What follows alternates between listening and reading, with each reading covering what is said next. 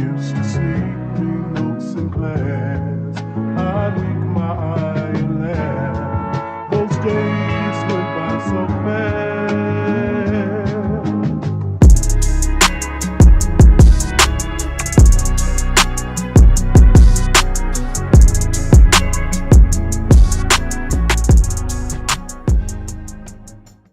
Like I said, I used to love Handsworth with a passion, bro. And when I say love Handsworth, I just used to love the vibe. The vibe of what Handsworth is, yeah. The security. Like, my dad was telling me a simple story from, like, his day. And he said, yo, he used to have a brethren. Well, his brethren was, like, born and raised in Northfield. I'm going back to the, like, 80s and that, blood. So you already know what kind of place Northfield was back then. Yeah? And my dad said he used to have a brethren down there. And he said, you see the day he linked him and brought him down to Handsworth. He goes, his brethren never left Handsworth.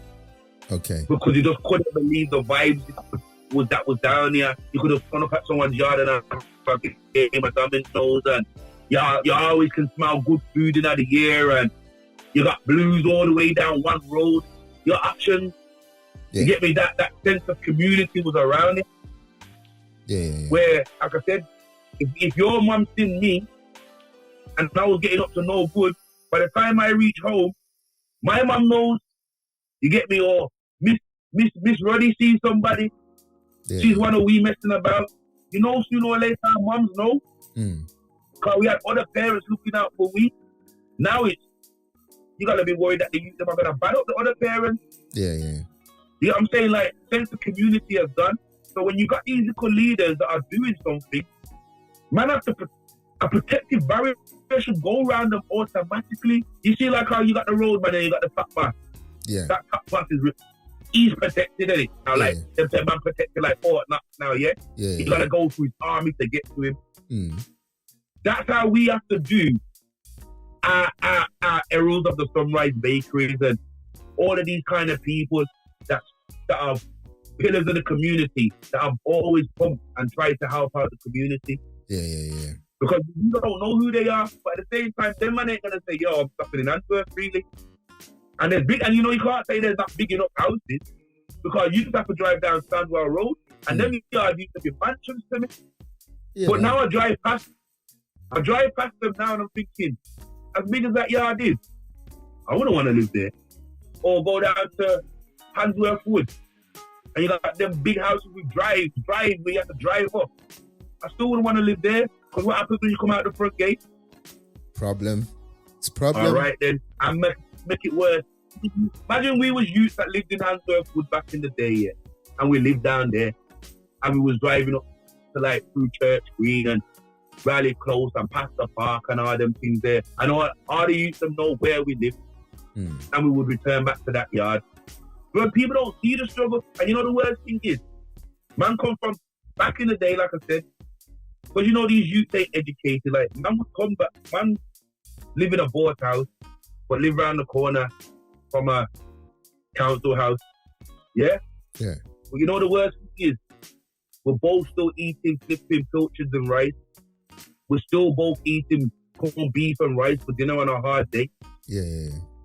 You get me? People don't see the same struggle, bro. They just feel like, oh, they own their house, they're rich. And you know what it is as well, with a person that makes money to a person that's waiting for money, is that we might get it a bit quicker. Well, you know what though, this the thing as well. The person that's like making money, that's doing really successful, you would never see a person that's very, very wealthy. You wouldn't know. You could be standing by someone that's really, really wealthy, you know, and you wouldn't know that person's wealthy. And it's because it goes down to, what do you class as wealth?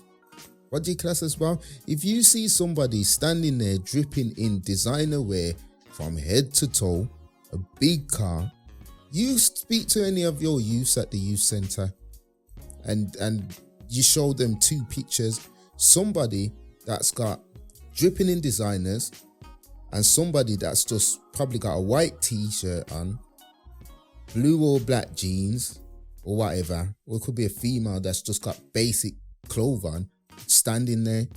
They will always go to the person that's dripping big car and everything and say that person's got P. Well, in actual fact, right, the other person is probably the one that's most wealthy. And if you think about it, and this is what they say, like there's a book, right, that I should have read years ago. Had this book years ago. I didn't read it until last year. It's Rich Dad, Poor Dad. And there's a diagram, or it talks about a diagram in there, right, where it looks at people, right, with a poor mindset. Their liability box, they got loads of stuff in their liability box. So it's probably like car finance and credit card bills and living up to the expensive lifestyle of buying designers, going out, you know, buying alcohol when you're out and so forth. But then if you look at the rich person, their assets box is full. Their liability box is minimum. The poor person's assets box may have nothing in there. So it just goes to show, in terms of looking at wealth, people only see, especially people in the community, people in the community that kind of like, I don't want to say lack of education, you know, because people in the community we're educated people. But it's the lack of knowledge, though, like knowing certain things. Money management, man. Yeah. Money management, bro. Like I said, my house can be broke up now. All it takes me to do, you know, like I said, is empty out and leave it as a shelf. And that's worth more than everything that was in there. Yeah. You get me? People don't see that, blood. They would rather be coming to the yard, see some 65-inch TV, some double fridge, some every technology you can think of, Apple Mac, anything, press button to turn light on and all of these kind of madness there, yeah? Yeah. And that could cost me a bag. If somebody could just come in my yard and just clear that all out. But I'm still left with the bricks, which is where the money's worth. And that's what people don't seem to realize, bro. They want to look good before the reality of black. Think about it. They'd say about 80% of Britons are in credit. Including me, because my mortgage not done. Yeah. You know what I'm saying? Yeah. So you're still always paid, but at least, like, just a simple fact of what my mum would say to me then, how are you going to keep on paying rent and not living in this house and making somebody else rich? You get me? Like, and for me, I remember my mom said, get a mortgage, and she said that over 25 years ago to me. And I was like, nah, that means I gotta work for 25 years, that's long. But guess what? Over 30 years later, I'm still working. So if I would have took that advice earlier, my mortgage would have done ages ago. But these are because things, though, especially at that time of the prices of the houses, yeah. You're talking about when there was 120 grand for a 4-bedroom house. Yeah, but they don't teach that in schools, you know, King. You gotta remember, right? These are the things that they don't teach in school. And look, I was speaking to, like, you know, a young person. This is the middle to the start of 21. Yeah, 2020, so last year. Doing all right, legitimately doing all right. And, but haven't got all the overheads because they're young, innit? Right? So they haven't got, like, the overheads of paying either rent or mortgage, you know, loads of kind of like bills, you know, the normal utility bills. Hasn't got that responsibility just yet because they're young, innit? The parents are allowing them because they see that they're doing well, like legitimately. And so I've said to them, I said, look, you know, while you're in this situation now, right, why don't you start looking at some investments, right? Whether it be property investments or even investing in like some bonds and, you know, stocks and so forth. Just do that. Their response was, they do that, they can't physically see where their money's going.